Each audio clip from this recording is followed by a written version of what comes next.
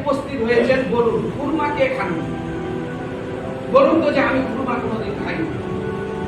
বলুন ওনার জন্য ব্যবস্থা করা হবে, দরকার হলে হরিরামপুর যাবো জুমার নামাজের। বলুন তো দেখি কলা কেউ খায়নি, কে খাননি?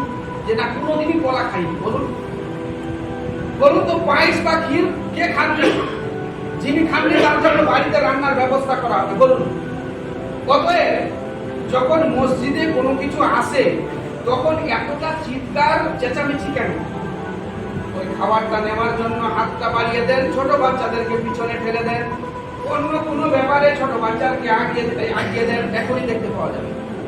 এখনই দেখতে পাওয়া যাবে যখনই কাঁটাটা লাগবে, ছোট্ট একটা জায়গা ফাঁকা থাকলে বাচ্চাগুলোকে ঠেলবেন সামনে। এখনই দেখবেন বাড়ানোর পর কাতার সোজা করার পর ছোট বাচ্চাগুলোকে আপনারা আগে ঠেকবেন, যদি আগে কাতারে যাও, ওখানে ফাঁকা আছে, যাও ওখানে ফাঁকা আছে, আপনি আসতে পারবেন।